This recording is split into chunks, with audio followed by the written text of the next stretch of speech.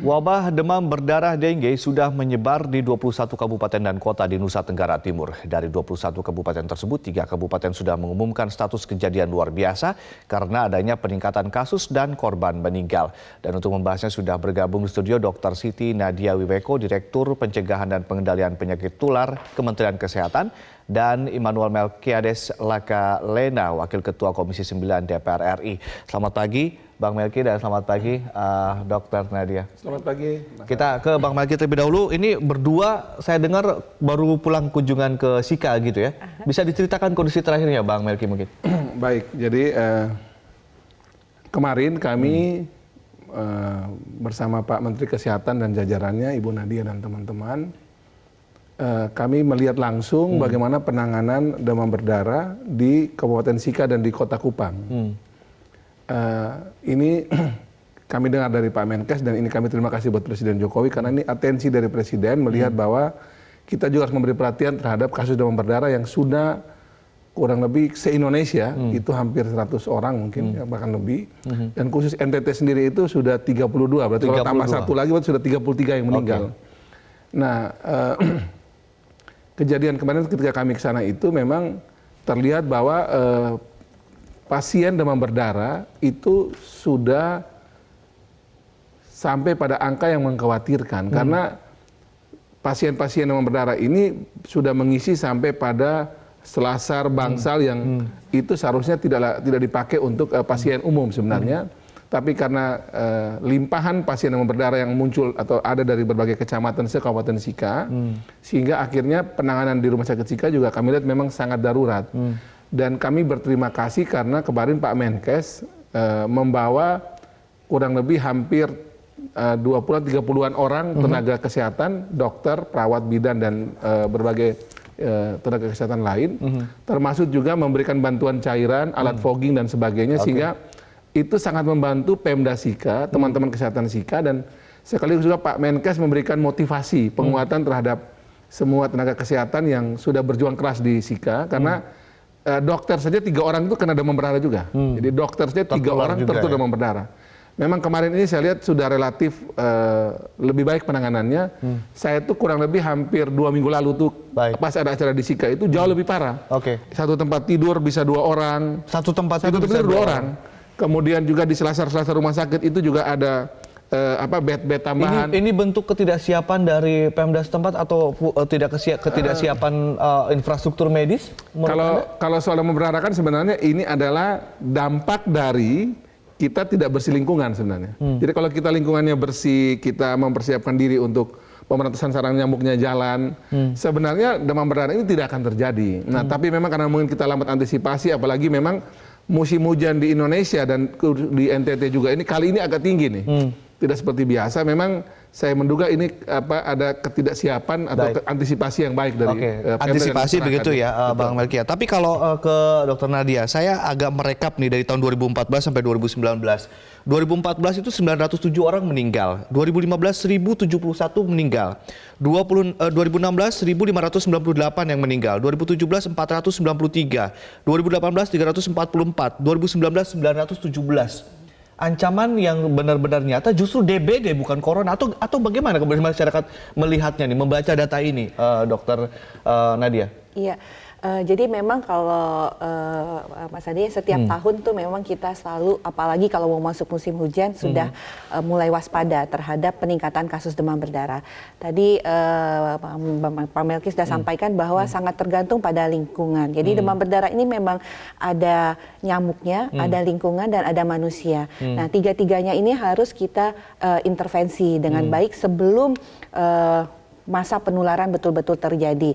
Nah, memang angka kematian cukup tinggi, tapi berusaha kita tekan terus. Kalau kita bandingkan sebelum-sebelumnya itu bisa di atas 5.000, 4.000, tapi sekarang memang sudah di bawah dari angka 1.000 seperti itu, Bang. Tapi kenapa sampai sekarang masih ada DBD masih menghantui Indonesia? Apakah karena memang tidak bisa mengantisipasi atau gimana sih, Dok? Karena kan ini kan siklus katanya. Ada yang bilang siklus 5 tahunan, ada yang kemudian ini penyakit menaun. Iya, tadi seperti disampaikan Pak Melki bahwa faktor lingkungan sangat mempengaruhi selain tentu iklim ya, karena memang iklim akan mempengaruhi nyamuk sendiri, kemudian jentik sendiri yang akan lebih memungkinkan untuk penularan demam berdarah itu menjadi tinggi. Tetapi utamanya adalah lingkungan, karena prinsipnya kalau kita bisa memutus si nyamuk tadi, tentu si virus tadi tidak akan berkembang biak dan tidak akan menginfeksi kita. Ini banyak pertanyaan dari saya, tentunya bagaimana kemudian apakah punya potensi untuk menular ke tempat lain atau ke provinsi lain. Mungkin nanti kita akan bahas. Kita akan bergabung bersama rekan Valencia Melvinci. Ini merebaknya wabah DBD di Kabupaten Sika, Nusa Tenggara Timur menyebabkan bertambahnya korban jiwa dan pemerintah terus berupaya menangani wabah ini sebaik mungkin. Kita langsung bergabung bersama rekan Valencia Melvinci dari Kabupaten Sika, NTT. Valencia, bagaimana perkembangan merebaknya wabah DBD di Sika pagi ini? Berapa banyak korban yang telah terjangkit khususnya di Sika?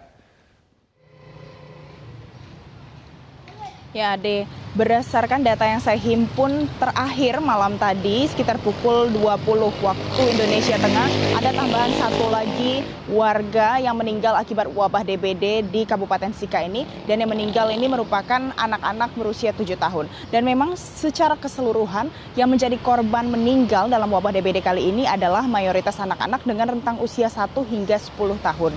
Namun korbannya sangat bervariasi umurnya, mulai dari 1 sampai dengan yang paling tua saya temukan kemarin ada yang umurnya sekitar 50 tahun. Dan dengan terjadinya satu tambahan korban meninggal, di sini total korban meninggal akibat wabah DBD di Kabupaten Sika sudah mencapai 14 orang. Dan kemudian secara keseluruhan di NTT ini total korban meninggal sudah mencapai 33 orang.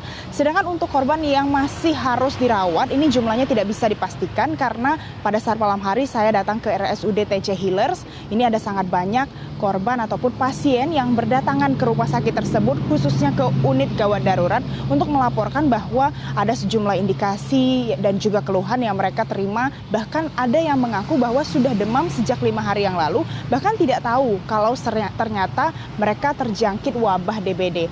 Dan sejumlah keluhan yang juga disampaikan rata-rata sama seperti demam, sakit kepala, mual, pusing, dan ini sudah terjadi selama berhari-hari. Dan kemudian kemarin siang juga Menteri Kesehatan Republik Indonesia sempat memantau langsung bagaimana kondisi terkait dengan penanganan wabah DBD yang terjadi di Kabupaten Sika ini. Dr. Terawan Agus Putranto juga membawa tenaga kesehatan, dokter, peralatan medis, dan juga obat-obatan langsung dari Jakarta untuk mendukung bagaimana proses penanganan wabah DBD yang terjadi di Kabupaten Sika ini. Dan selain itu, nantinya seluruh dokter dan juga tenaga medis yang sudah datang ke Kabupaten Sika ini akan bekerja terus sampai nantinya wabah DBD di sini jumlahnya 0. Ade. Ya, Valencia, apa tindakan pencegahan yang masih perlu dilakukan oleh pemerintah daerah dalam menanggapi wabah ini? Ya, ada dari secara keseluruhan yang saya perhatikan ada sangat banyak hal yang masih harus diperbaiki, ada sangat banyak hal yang harus dibantukan bagi masyarakat di Kabupaten Sika ini. Namun yang paling terutama ini sebenarnya ada salah satu permasalahan yang cukup krusial karena sistem drainase di sejumlah permukiman padat penduduk di Kabupaten Sika ini terlihat ataupun belum sesuai dengan standar, dan bahkan sejauh ini ada sangat banyak keluhan yang juga disampaikan oleh masyarakat mengingat ada genangan air yang kerap kali muncul di kawasan permukiman padat penduduk. Dan genangan air kotor ini merupakan sarang ataupun wadah dan juga tempat tumbuhnya nyamuk Aedes aegypti yang menularkan virus ataupun wabah demam berdarah dengue di Kabupaten Sika ini. Dan sejauh ini belum ada tindakan yang secara konkret dapat dilakukan oleh pemerintah daerah untuk mengatasi bagaimana permasalahan drainase ini sangat berdampak bagi kehidupan masyarakat. Namun setiap paginya sejak kemarin terhitung selama 14 hari ini sebenarnya pemerintah daerah juga terus menggalakkan untuk bersama-sama membersihkan lingkungan. Ini dilakukan mulai dari pukul 7 pagi sampai dengan pukul 9 pagi dan ini berlaku secara wajib. Untuk bantuan lainnya seperti pembagian pupuk abate dan juga penyuluhan sebenarnya sudah mulai dilakukan secara gratis oleh pemerintah daerah. Namun tetap kembali lagi ini memang jumlah dan juga urgensinya sangat tinggi karena masyarakat membutuhkan edukasi untuk mengetahui apa sebenarnya gejala dan bagaimana penanganan dari DBD ini sendiri. Ade, demikian informasi yang dapat saya sampaikan, kembali ke Anda di studio. Valencia Melvinski melaporkan langsung dari Sika, Nusa Tenggara Timur. Ada 33 orang di Nusa Tenggara Timur yang dinyatakan telah meninggal dunia, Dok. Ini adakah potensi penyebaran ke provinsi lain? Ini kan penyakit menular ya sebetulnya. Iya, betul. Jadi kalau penyakit menular ini tidak mengenal wilayah ya. Jadi dia bisa berpindah dari pertama mungkin sebelum provinsi pindah ke kabupaten ya, karena kebetulan Pak Melki ini asalnya dari kabupaten tetangga ya, Pak. Nah, tentunya nyamuk ini sendiri sebenarnya hanya mampu terbang 200 meter saja. Tapi kemudian karena terbawa angin atau kemudian karena orang yang sudah terinfeksi virus demam berdarah ini kan baru muncul gejalanya 5-7 hari. Setelah digigit. Jadi dia bisa bawa virus itu tentunya kemana-mana. Sebenarnya sama ya seperti corona Tapi juga ya. Tapi manusia ke manusia juga begitu ya? Bisa ya? Harus ada nyamuk. Harus ada mediasinya. Harus ada nyamuk ya. Iya, harus ada nyamuk ya Bang ya. Jadi memang nyamuk itu adalah salah satu siklus yang harus ditempuh oleh virus tadi untuk dia terus berkembang lah istilah seperti itu. Jadi ada potensi untuk menyebar. Nah, kalau selama ini di Indonesia daerah-daerah mana saja yang secara historical data yang mungkin zona merah DBD lah jadi langganan? Kalau kita melihat selama ini tentunya kota-kota besar karena demam berdarah sangat identik dengan kota-kota besar. Tapi dulu kita melihat bahwa ini banyak di perkotaan, justru di daerah urban tidak terlalu di daerah rural tidak terlalu banyak kasusnya. Tapi sekarang hampir semua merata karena migrasi penduduk, perpindahan penduduk, kemudahan transportasi. Hanya sampai saat ini kasus kami belum ada yang dilaporkan dari provinsi Papua, Papua Barat, Maluku Utara itu belum ada sampai saat tapi ini. secara historis memang itu yang iya, karena di sana mungkin karena lebih banyak malarianya ya seperti itu. Baik, kita ke Bang Melki. Bang Melki, bagaimana kita menyikapi ini? Ada 2 wabah yang sedang saat ini diwaspadai oleh masyarakat. Apakah kita membacanya bahwa DBD adalah ancaman sesungguhnya ketika justru kita panik corona, atau justru DBD sebagai wabah yang klasik saja kita belum bisa mampu menanganinya, apalagi dengan corona? Bagaimana masyarakat harus bersikap? Masalah kesehatan kita ini kan sebenarnya banyak ya. Yang ada sekarang ini yang lagi pembahasan orang kan corona. Tapi yang manifest dan betul-betul real membuat masyarakat itu jatuh sakit dan meninggal itu kan sebenarnya adalah demam berdarah. Belum lagi yang lain, kita belum bicara TBC dan seterusnya ya. Itu juga tinggi ya? TBC juga mengerikan sebenarnya. Jadi jauh lebih mengerikan kita bicara TBC untuk jangka panjang daripada soal corona. Termasuk demam berdarah ini. Itu jauh lebih mengerikan kalau kita bicara soal TBC. Itu dampaknya itu luar biasa berat bagi bangsa ini. Tapi kita kan belum fokus ke sana. Nah, hari ini kita bicara soal demam berdarah. Demam berdarah ini itu pada masa ketika dia mulai tumbuh ya, manifest di antara bulan-bulan musim hujan ini, itu kalau kita tidak siap itu jatuh korban itu cuma soal waktu. Jadi memang demam berdarah ini sebenarnya memberikan pesan bahwa ada ketidaksiapan kita dalam soal kesehatan lingkungan sebenarnya. Buat daerah yang sudah siap itu sebenarnya tidak ada masalah. Dia akan melalui fase musim hujan ini dengan tenang, tanpa jatuh korban, ya paling mungkin maksimal dirawat lah gitu ya. Tapi bagi daerah yang memang tidak cukup antisipatif, memang ya demam berdarah yang kemudian jatuh banyak korban ini cuma menjadikan pesan bahwa ada persoalan lingkungan yang tidak selesai di situ. Nah itulah kemudian memang kemarin Pak Menkes dan kami ke Sika itu memberi pesan bahwa untuk soal demam berdarah ini harusnya kita jauh lebih awal mengantisipasi. Nah memang sayangnya kita kemarin karena soal corona ini kan kita, dan ini di bagiannya Bu Nadia, ini Pak Ahmad Yuryanto yang baru ada di Dirjen ini, di bagiannya mereka ini kan tiba-tiba muncul sekaligus ini, ada corona, ada DBD. Corona ini bagi saya ini adalah penyakit impor ini. Penyakit impor baru dan kita belum tahu seberapa besar dia bisa ditangani di Indonesia ya. Tapi bahwa ini penyakit impor dan baru pada level nasional, belum dia istilah saya belum desentralisasi ke daerah ini. Tapi kalau DBD ini sudah ada ke daerah-daerah seluruh Indonesia. Yang pasti bukan cuma Sika, ada juga daerah lain. Nah Sika ini paling parah, baik di Indonesia saat ini paling parah di Indonesia dan juga di NTT. Dan NTT kan ada 33 berarti tambah Sika semalam meninggal. Itu kalau saya hitung itu sepertiga yang meninggal di NTT itu ada dari Sika. Kemudian sepertiga korbannya juga itu dari hampir 10.000 itu ada juga di Sika. Dan NTT itu menyumbang hampir 1/5 dari total nasional yang terkena, maupun sepertiga hampir berapa itu? 33 dari 100 katakan. Berarti hampir sepertiga juga yang meninggal. Jadi NTT ini yang paling serius. Oke. Artinya di NTT persoalan kesehatan diri dan lingkungan itu menjadi persoalan serius. Artinya kita dengan jangan soal salah DBD ini. fokus gara-gara terdistract sama corona atau Ya, seperti corona apa? ini tetap diurus, TBC tetap diurus sesuai dengan kondisinya. Tapi yang hari ini yang harus menjadi perhatian sungguh itu soal DBD, karena ini sudah ada kematian ini se-Indonesia dan memang khususnya di NTT di Kabupaten Sika ini. Nah, tapi juga tetap harus menjadi perhatian serius karena kita bicara corona ini kan orang baru manifest sakit ya. Karena sama juga DBD ini sampai sekarang belum ada obatnya. Mas. Sama-sama nggak ada obatnya, belum ada obatnya ya? Nggak ada obatnya. DBD ini nggak ada obatnya, kita cuma memberikan cairan itu mensupport ketahanan dan juga daya tahannya dari si pasien ini. Mudah-mudahan dia bisa melewati masa kritis dan kemudian tidak meninggal tadi. Nah, tapi juga sama, corona juga sama. Nah, tapi karena ini penyakit impor baru, media di seluruh dunia begitu menggencarkan soal ini, orang terpana di corona. Tapi corona sendiri kan hampir ini di Indonesia belum ada satu pun meninggal loh. Nah, kalau ini DBD kan sudah jelas nih. Nah, sehingga menurut saya perhatian kita harus terbagi dengan baik. Corona tetap kita urus dengan baik. Itu urusannya Pak Yuri sebagai jubir, kemudian Sulianti Saroso dan Rumah Sakit Rujukan tadi itu. Tapi DBD ini harus juga menjadi perhatian sungguh dan saya terima kasih karena Pak Jokowi Harus ini fokus gitu ya. pesan Pak Jokowi ini, karena saya dengar Pak Menkes itu Pak Jokowi yang memberi pesan pada Pak Terawan untuk segera ke NTT, ke Sika untuk menangani soal ini karena pesannya kita bukan cuma ngurus corona ini.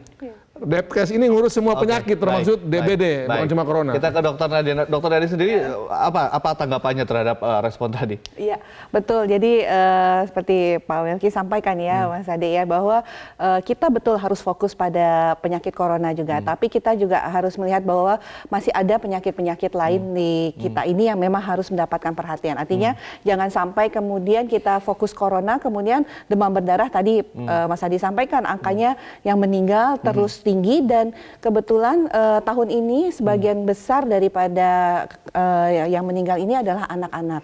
Jadi memang ini harus kita jaga dan membuktikan sebenarnya Pak Melki ya kemarin Pak Menkes bersama Pak Melki juga dengan Kapuskes TNI kemarin datang langsung ke daerah yang memang paling rawan. Bu Nadia, kalau ada pertanyaan, lah Indonesia dengan DBD aja belum selesai, apalagi sekarang dengan corona, apa jawabannya?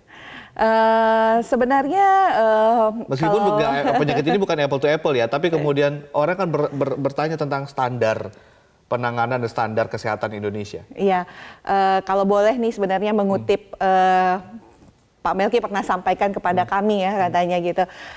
Kalau kita mau bicara sebenarnya kalau corona sampai sekarang sebenarnya Indonesia belum ada yang ditemukan meninggal ya. Artinya ketahanan kita terhadap itu juga baik. Dan sebenarnya untuk demam berdarah pun walaupun kasus meninggal cukup tapi tidak merata di sebuah daerah. Hanya daerah-daerah tertentu yang tadi punya permasalahan dengan kesehatan lingkungan. Sedikit mungkin Dokter Nadia bisa sharing kepada pemirsa. Ini kan ada yang bilang ini siklus 5 tahunan, ada yang bilang ini siklus tahunan. Seperti apa kemudian bisa masyarakat bisa mencegah dirinya dari wabah? Katakanlah kita sekarang sudah mulai teredukasi soal virus corona, tetapi orang sudah mulai lupa tata cara mencegah DBD seperti apa. Mungkin bisa bagaimana cerita kepada masyarakat bagaimana bisa mencegah kedua-duanya mungkin. Iya, jadi prinsipnya adalah pertama adalah perilaku hidup bersih dan sehat. Sebenarnya juga sama seperti di corona pun kita diajarkan untuk cuci tangan, untuk menjaga kebersihan, menjaga lingkungan. Untuk demam berdarah juga sama. Yang pertama adalah memastikan kita melakukan pemberantasan sarang nyamuk di rumah-rumah kita sendiri. Yang utamanya adalah sebelum masa penularan, artinya sebelum tadi munculnya demam berdarah akibat daripada curah hujan yang tinggi. Yang 3M itu ya. 3M. Karena itu adalah kuncinya untuk tadi si nyamuk tidak berkembang biak seperti itu, Mas Ade. Nah, kemudian yang kedua adalah tentunya karena gejala demam berdarah ini tidak khas. Tadi kan hanya demam, kemudian pusing seperti itu dengan gangguan batuk pilek. Kemudian 3 hari biasanya dirasakan demamnya turun. Nah, ini adalah kesadaran masyarakat. Sedikit mungkin Bang Melki sebagai closing statement terkait ini, bagaimana himbauan Anda terhadap ajakan mungkin terhadap pemerintah juga? Yang pertama, karena ini masalahnya itu dimulai dari lingkungan, karena orang itu kalau lingkungannya bagus, nyamuknya tidak ada atau mati, atau minimal sekali itu, tidak mungkin ada yang menyebarkan, sehingga bisa ditekan seminimal mungkin. Karena ini persoalan lingkungan, persoalan diri, bersih diri, yang paling utama adalah perilaku hidup sehat itu harus menjadi concern dari kita semua.